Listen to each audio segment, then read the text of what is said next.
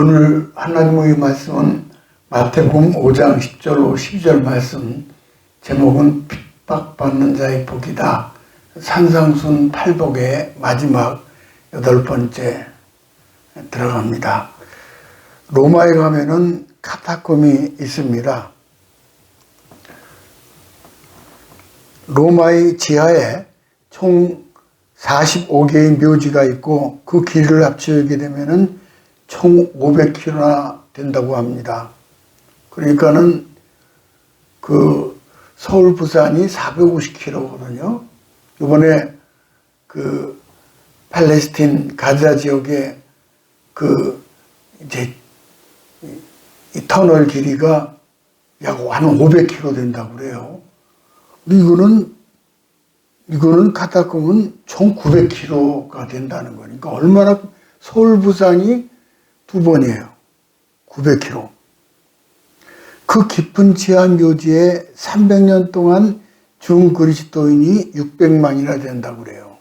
네, 카타콤이죠. 카타콤. 이런 길이 600km, 아니 900km. 그래서 이제 600만이 이제 순교를 했죠. 지하 묘지에 살던 사람들의 이야기, 카타콤의 순교자. 왜 초대교회 성도들은 그렇게 많이 죽였습니까? 종교가 달랐기 때문에 그래요. 그러나 더 큰 것은 그리스도인들이 옳고 의롭게 살았기 때문이죠. 기독교를 싫어서 수많은 성도들을 죽인 거죠. 옛날 소련에서는 엄청난 방법으로 성도들을 박해하고 죽였습니다. 성자들은 팔다리를 자른 채 생매장을 당했고 기름이 끓는 가마 속에 던져 넣어 죽였습니다. 어떤 사람은 스스로 무덤을 판 후에 흙으로 묻어 죽였고, 감옥에서 손을 뒤로 묶고 동물 사료를 개처럼 핥아서 먹게 하다가 굶겨 죽었다고 그래요. 중국은 모태똑 사진 앞에 예수 믿는 사람들을 쭉 세워놓고 양 어깨에 벽돌 석장 세워둬서 얹어서 떨어뜨리면 총살을 시킵니다. 지금도 이슬람권이나 힌두에서는 기독교로 개종하게 되면은 친족에 의해 명예살인을 하게 놔두거나 아예 정부에서 사형을 집행합니다. 현재 1억 명의 그리스도인들이 박해를 받고 하루 482명의 순교를 당합니다. 3분의 1명꼴로 순교하고 있는데, 최근 북한 선교단체의 오픈도스에 의하면은 북한 교인 수는 적으면 20만 내지 50만에 달하고, 그 중에 5만에서 7만 5천은 기독교 신앙을 이유로 요동 및 기타 수용소에 분산해서 강제 노동을 하며 수감되어 있습니다.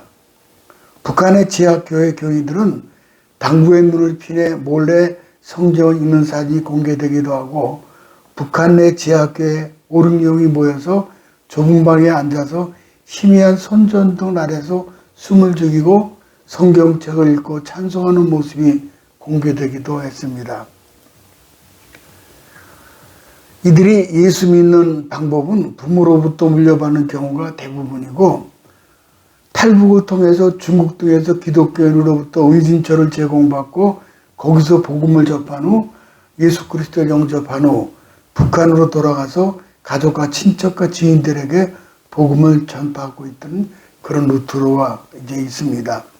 한 탈북자 신앙 고백을 보면은 평남 순천에서 예수를 믿다가 발각되었습니다. 보안 당국이 김일성 제사상을 믿지 않고 예수를 믿은 죄를 물어서 반동문자라고 선고하자 무참하게 때려 죽였다고 그래요. 성경 결론이 중요하죠. 오늘 팔복의 마지막 말씀이 중요하다는 사실을 무엇을 보고 알 수 있습니까? 이 말씀에만 부록이 있다는 점입니다. 부록이. 그러니까는 10절로 끝나도 충분한데 예수님께서는 11절, 12절을 보충으로 자세하게 핵심을 설명하고 계셔요. 다른 거는 이제 지난번에는 5장 8절, 그 다음에 5장 7절, 5장 6절 이렇게 나가잖아요. 여기서는 10장 가지고 끝나는 것이 아니라 11, 12절을 이제 부록으로 넣은 거죠. 10절로 끝나도 충분한데 예수님께서 11절, 11절을 부연 설명으로 보충으로 자세하게 핵심을 설명하고 계십니다. 다른 7가지 복은 다 복이 있나니까 한 번씩 말했지만은 그런데 의를 위해 사는 복은 2번이나 복이 있다라고 말씀해 주신 거예요. 의를 위해 사는 복은 3절이죠. 10절, 11절, 12절. 왜 그렇습니까? 지금까지 말한 모든 복이 이것 때문이라는 거예요. 의가 팔복의 최종 목적지입니다. 그러므로 이 말씀 속에 숨겨두신 큰 복의 비밀을 있음을 알 수 있고 이 시간 함께 살펴보면서 그 비밀을 발견하고 크고 놀라운 복된 길로 저와 여러분이 함께 나가시기를 주님의 이름으로 축복합니다. 첫째는 의를 위하여 받는 핍박이지요. 1절 상반절에 보니까는 의를 위하여, 여기서 의는 righteousness라고 그러죠. 영어로 하나님의 의를 말합니다. 우리가 보통 의하면은 인간의 도덕적 선행을 떠올립니다. 아, 그 사람 남을 위해 윤리적으로 바른 일을 했나 보다. 그렇게 생각을 해요. 다시 말씀드리면 의는 도덕적 개념이죠. 그러나 본래 성경이 말하는 의가 아니죠. 성경이 말하는 의는 인간의 의가 아니라 하나님의 의입니다. 하나님이 모든 의의 본질이요 모든 의의 시작이기 때문에 하나님의 의죠. 그래서 righteousness of God 그러세요. 우리 모두는 거기서 이제 나오죠. 의는 스스로 의로운 사람은 아무도 없죠. 성경은 의는 없나니 하나도 없다 그랬잖아요. 만물보다 부패하고 힘이 약한 것이 우리 마음이죠. 우리는 리폼, 개선되어야 할 존재들이 아니라 트랜스폼이 되어야 되죠. 이제 이게 참 이게 리폼이라는 건 무슨 옷을 이렇게 새로 이제 만들어 입는다든지 고쳐서 입는다 그런 뜻이고, 트랜스폼은 이건 완전히 변화돼야 할 존재들이죠. 그러니까 우리는 리폼 대상이 리폼 가지고 되는 일이 아닙니다. 트랜스폼, 완전히 변화가 돼야 돼요. 우리는 우리 스스로 아무것도 할 수 없죠. 그래서 하나님이 예수 그리스도를 보내주셨어요. 로마서 3장 24절 가볼까요? 그리스도 예수 안에 있는 구속으로 말미암아 하나님의 은혜로 값없이 의롭다 하심을 얻은 자가 되었느니라. 여기에 말미암아가 나오는데 스스로 의롭게 되는 것이 아니라 예수 그리스도를 통해서 말미암아 하나님과 올바른 관계를 만들 때만이 그분이 주시는 예수님의 의 때문에 우리도 의로워지는 거죠. 의는 마치 빛과 같죠. 그래서 의는 마치 빛과 같은데 하나님은 빛이죠. 그 빛이 우리를 비춰줍니다. 그러면 3가지 반응이 일어나요. 첫째는 노출. 우리가 그 빛 앞에 노출이 되죠. 그 다음에 동화되고 그 다음에는 반사하게 되죠. 그래서 노출하고 동화되고 반사, 이제 빛에 의해서. 하나님 빛 앞에 서면 우리는 노출됩니다. 몸에 묻은 때 마음에 숨은 죄가 다 드러납니다. 혼자일 때는 모릅니다. 자기가 완전할 줄 압니다. 그러나 하나님 앞에 서면은, 말씀 앞에 서면은 얼마나 더러운 존재인지를 알게 됩니다. 그러다가 하나님 빛이 계속 비치면은 내가 그 빛에 동화됩니다. 마치 장작불 속에 부직갱이를 오래 있으면은 부직갱이가 함께 달궈지듯이 우리가 하나님 앞에 오래 있으면은 하나님 빛이 우리 안에 들어와 밝게 달아오릅니다. 그 빛이 우리 안에 계속 있으면 우리도 모르게 밖으로 빛을 내보내게 되죠. 마태복음 5장 6절 볼까요? 이같이 너희 빛이 사람 앞에 비치게 하여 그들로 너희 착한 행실을 보고 하늘에 계신 너희 아버지께 영광을 돌게 하라. 의는 착한 행실이죠. 10절 상반절에 보니까는 의를 위하여 핍박받는 자는 복이 있나니. 이 핍박하다는 단어는 헬라어로 디오코론 말을 쓰는데 악의를 품고 계속 따라다니며 괴롭힌다. 즉 스토킹을 말합니다. 스토킹. 사단은 인간을 멸망시키려고 계속 따라다니며 괴롭히죠. 베드로전서 5장 8절에 보니까는 이랬어요. 근신하라 깨어라. 너희 대적 마귀가 우는 사자같이 두루다니며 삼킬 자를 찾나니. 그래서 여기서 그러니까 이 사단은 뭐냐면은 스토커죠. 스토킹으로서 스토커예요. 악랄하게. 그래서는 끈질긴 스토커예요. 사단은 가장 악랄하고 끈질긴 스토커입니다. 계속 쫓아다니는 거예요. 11절 보충 설명을 볼까요? 나로 말미암아 너희를 욕하고 박해하고 거짓으로 너희를 거스려 모든 악한 말을 할 때 너희에게 복이 나니 모욕하고 괴롭히고 터무니없는 말로 비방을 하죠. 10절을 다시 보면은 그냥 핍박받은 자가 아니라 의를 위해서 핍박받는 자라고 했습니다. 자기 잘못을 인하여 비난당한다면은 의를 위한 핍박이라 말할 수 없죠. 학생이 교회 간다고 핑계대고 공부를 게을리하다가 성적이 떨어져 부모님께 꾸중 듣게 되면은 그것을 의를 위한 핍박이라 할 수 없죠. 또 가정주부가 교회 일을 한다고 가정일에 등하냐 하면은 가족들에게 비난을 당한다면 그것도 가르쳐서 의를 위한 핍박이라 할 수는 없죠. 또 비진리를 위해서 고난을 선택한다고 할 때 역시 그것도 의를 위한 핍박이라 인정할 수가 없습니다. 얼마 전 팔레스타인 한 청년이 폭탄 조끼를 입고 이스라엘 향해서 자살 폭탄 테러를 시도하다 체포가 됐습니다. 이거 보세요. 얼마나 끔찍해요. 스위치를 잡고 있고 몸에는 그 폭탄을 감았습니다. 그 신문에 했더니 대답이 걸작이에요. 내가 죽어서 내세에 들어가면은 처녀 72명을 준다고 해서 그랬다는 거예요.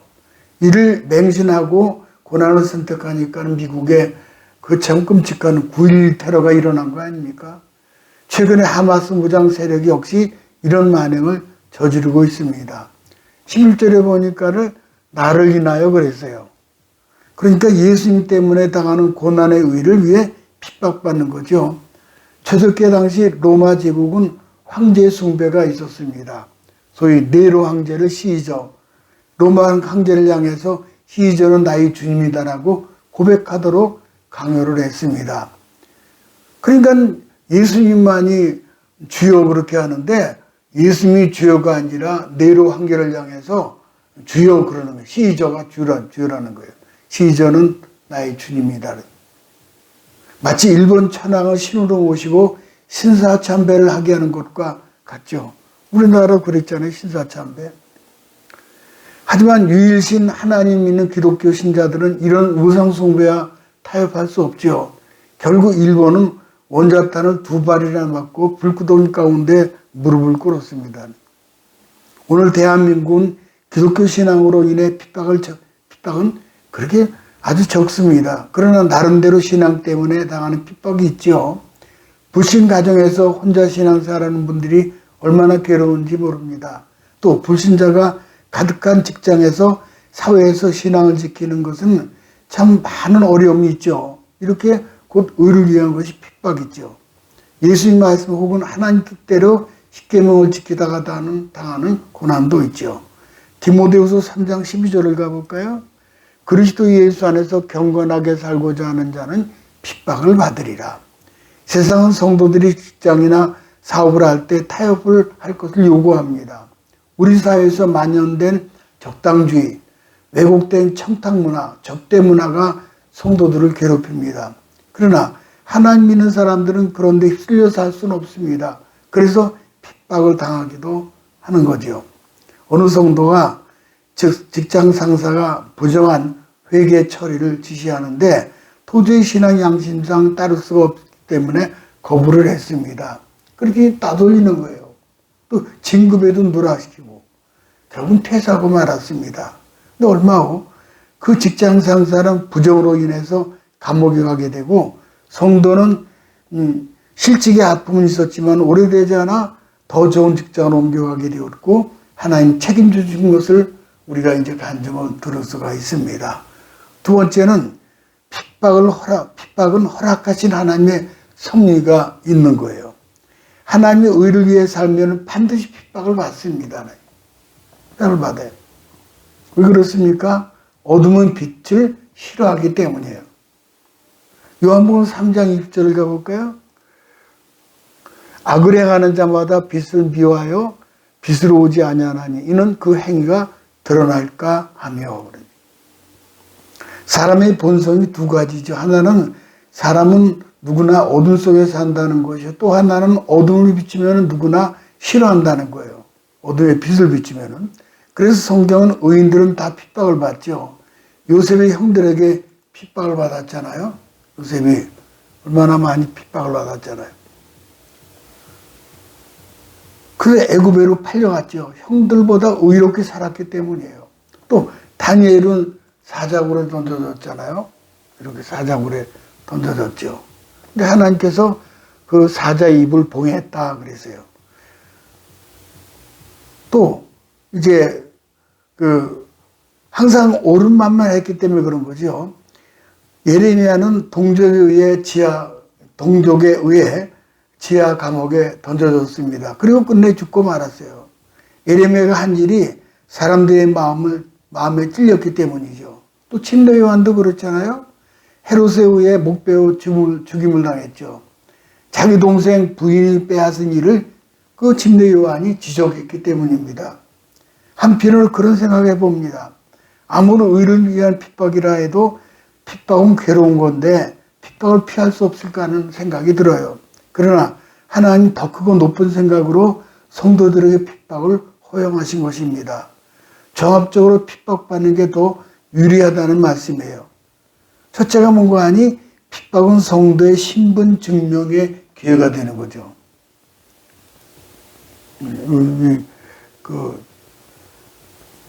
원형 경기장에서 저렇게 이제 핍박을 당하죠. 성도의 신분 증명 기회예요. 고난을 통과해 보지 않고서는 신앙의 진실성을 확인할 수가 없습니다. 물론 하나님의 사람의 마음은 다 아시죠. 그 신앙이 진짜인지 가짜인지 다 아시죠. 그러나 고난의 절차를 통해서 공적으로 확인하게 하시는 거예요. 그래서 고난을 허용하시는 거예요. 그런 점에서 핍박과 고난을 당하는 것은 그리스도인의 신분 증명이죠. 요한복음 15장 18절 19절 보니까는요. 세상에서 너희를 미워하면 너희보다 먼저 나를 미워한 줄 알아. 너희는 세상에 속한 자가 아니요 도리어 세상에서 나의 택함을 입은 자인 거로 세상이 너희를 미워하느니라. 성도들은 세상 사람들과 소속이 다르지요. 우리는 예수 소속이요 세상은 사단의 소속입니다. 우리는 천국 소속이요 세상은 지옥의 소속입니다. 우리는 빛의 소속이요 세상은 어둠의 소속입니다. 그러니까 본능적으로 세상 사람들은 성도들을 싫어하기 마련입니다. 요한복음 3장 1절 가볼까요? 악을 행하는 자마다 빛을 미워하여 빛으로 오지 아니하나니 이는 그 행위가 드러날까 하며. 그런데 묵묵히 고난을 당하면 신앙을 지키면은 그 진실한 신앙이에요. 그런데 그럴 때 오히려 흔들리고 주님을 배반하면은 그 신앙이 진실하지 못하다는 사실을 입증하는 거죠. 바울의 측근 중에 데마라는 사람이 있었습니다. 데마가요. 그는 한때 사도 바울을 따라다녔던 청년이었는데 뭐 생긴 것도 없고 날마다 고난과 핍박의 연속이죠. 그러니까 포기하고 바울을 떠나버렸어요. 디모데후서 4장 10절 가볼까요? 데마는 세상을 사랑하여 나를 버리고 데살로니가로 가버렸다. 고난이 데마의 거짓 신앙을 폭로하게 된 거죠. 우리 교회에 여러 종류의 티백이 있습니다. 이렇게 티백이 이렇게 있죠, 이렇게. 근데 티백이 있는데 차를 봉지에 낱개로 포장을 했는데 겉포장에 차 종류가 표시되어 있지만은 벗겨지면 무슨 차인지 잘 몰라요. 이게 녹차인지 메밀차인가 옥수차인가 보이차인가 둥글레인가. 이때 어떻게 하면 알 수 있습니까? 펄펄 끓는 물에 넣어보면 알죠. 끓는 물에 넣어보면 알죠. 초록색 물이 우러나오면 녹차, 노랑이면 메밀차, 쑥색이면 보이차. 마찬가지로 고난과 핍박에 처하면은 신앙의 진실이 확연하게 드러나게 됩니다. 그러므로 고난이 오고 핍박이 올 때 신앙은 진실성을 증명해 보일 거라고 생각하고 감사하며 승리하시기 바랍니다. 한편 이것은 신앙과 인격의 연단의 기회가 되죠. 두 번째는 연단의 기회가 되는, 신분이 증명이 되고 연단의 이제 기회가 되는 거죠. 하나님의 자녀들이 예수님을 닮은 거룩한 신앙격자가 되기를 소원하고 기대하고 계시는데, 겨우 예수 믿고 어린아이 같은 일만 하다가 천국에 들어가는 걸 원하지 않으시죠. 신앙의 성숙과 성화를 이루기 위해서는 연단의 절차가 필요합니다. 그래서 고난과 핍박을 허용하신 거예요. 욥은 동방의 의인입니다. 그런데 극한 시련을 당했어요. 때 처음에는 영문을 몰라 괴로웠습니다. 그러다 나중에 고난의 의미를 깨닫게 됩니다. 그래서 이렇게 고백을 하죠. 유명한 구절이죠. 나의 가는 길을 오직 그가 하시나니 나를 단련하신 후에는 내가 정금같이 나오리라. 그렇습니다. 핍박과 고난은 신앙연단의 기회가 되는 거죠.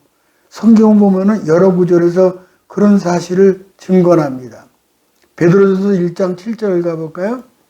너희 믿음의 시련이 불로 연단하여도 없어질 금보다 더 귀하여 예수 그리스도에 나타나실 때 칭찬과 영광과 존귀를 얻게 하려 함이라.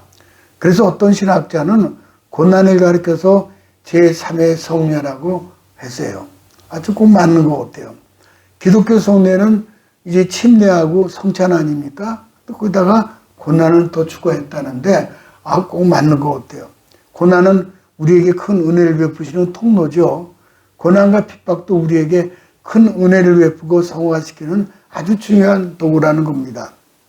러시아 격언의 유리는 망치에 깨져버리고 그러나 쇠는 더욱 강하게 단련된다. 우리나라는 비온 뒤 땅이 굳어진다. 신앙의 관점에서 묵상하고 명상하며 음미해 볼 만한 좋은 격언들이 됩니다. 다니엘의 세 친구 사드락과 메삭과 아벳느고는 바벨론 왕의 어명을 어기고 금신상에 절하지 않았습니다. 그러자 난리가 났죠. 근데 거부하니까는 뜨거운 풀무풀 속에 집어넣어요. 평소보다 7배나 뜨겁게. 근데 털끝 하나 그리지 않고 다 살아나죠. 이런 그림이죠, 이렇게요. 그런데 바벨론 사람들이 풀무풀 안쪽을 가만히 들여다보니까는 제4의 인물이 있는 거예요. 분명히 3명이 들어간 사드락과 메삭과 아벳느고 3명인데 또 한 명 있는 거예요. 흰 옷을 입은 분이. 그것은 성육신 이전 구약시대에 아주 특별한 경우 천사의 모습으로 나타나셨던 바로 예수 그리스도를 말씀합니다. 이 사건으로 그들은 하나님의 강력한 임재를 체험했죠. 이 세 친구들이 얼마나 감격스럽을까 상상이 됩니다. 더 나아가 바벨론 사람들에게는 하나님 영광을 증거하는 좋은 기회가 되었던 거죠. 기억하시기 바랍니다. 형통하고 세상에서 잘 될 때 하나님 영광 받으시고 복음이 잘 전파될 줄로 압니다. 핍박과 고난의 상황에서도 하나님 영광이 더 강력하게 나타나고 복음이 전파되는 것이 역설적 진리입니다. 스데반이 비참하게 순교했지만은 사울을 변화시키는 기회가 되었죠. 그렇게 해서 대사도 바울이 탄생이 되었다는 겁니다.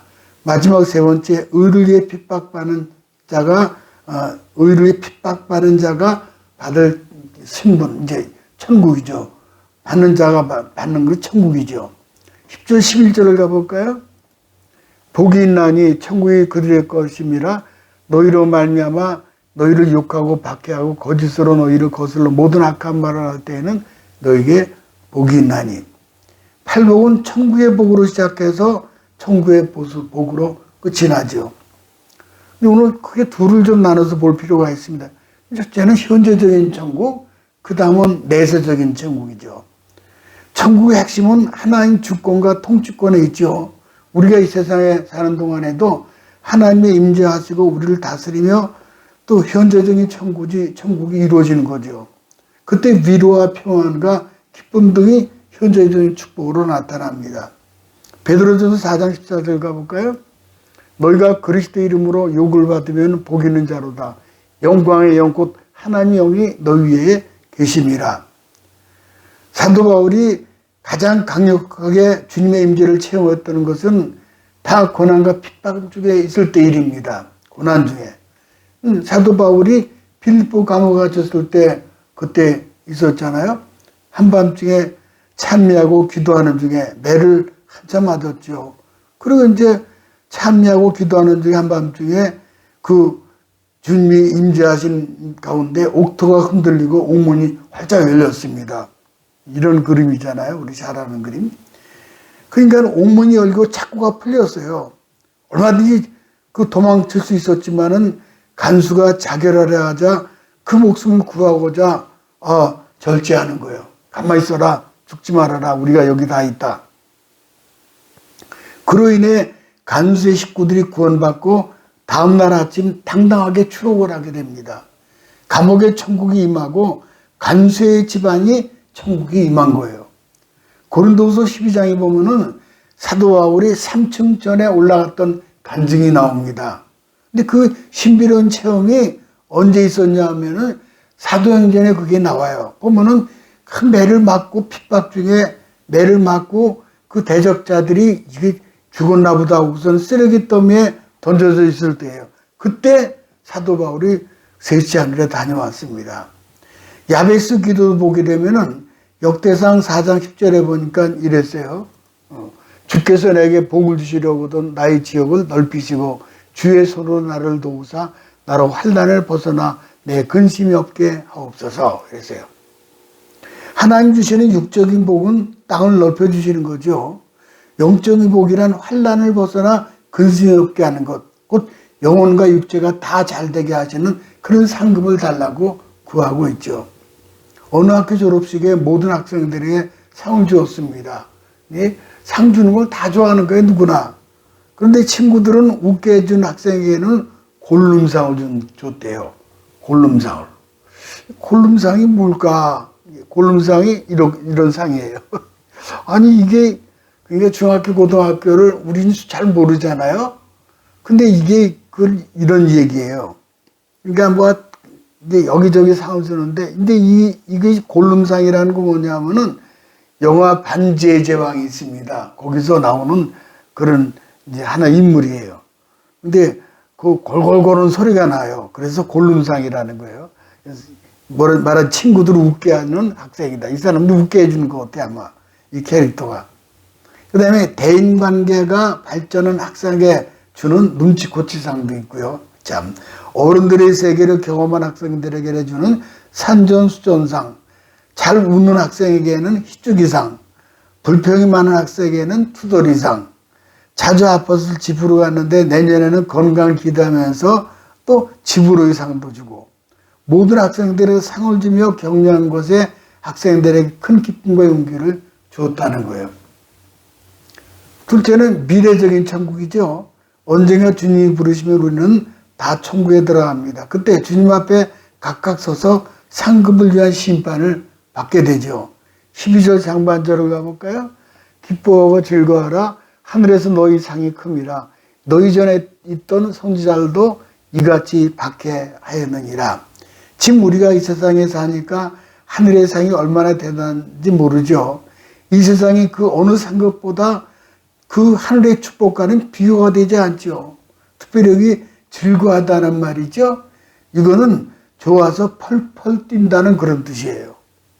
사도 바울은 말씀하신 로마서 8장 18절에 보면은 생각하건대 현재의 고난은 장차 우리에게 나타날 영광과 비교할 수 없도다. 그걸 영적으로 눈을 보니까는 고난도 감수하고 심지어는 순교까지도 불사하는 거예요.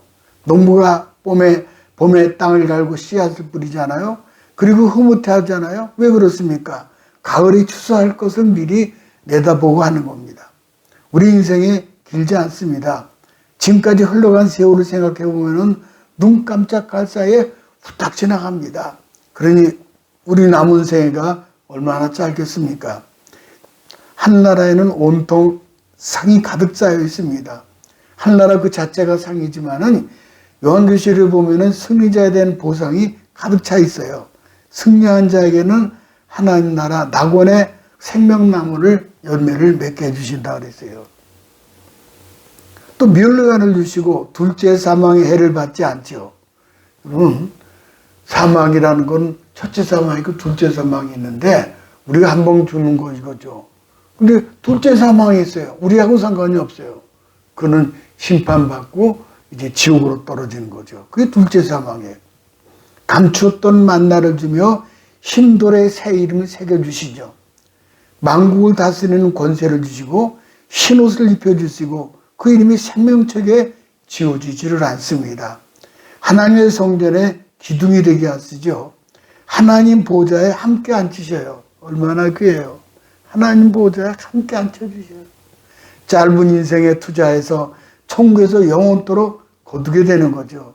모쪼록 세상에서 행복을 찾아 헤매는 일에는 종지부를 다 찍고 이제는 팔복의 말씀으로 무장을 해서 천국을 누리고 천국을 전파하는 우리 비전의 성도 가족이 다 되시기를 주님의 이름으로 축복합니다.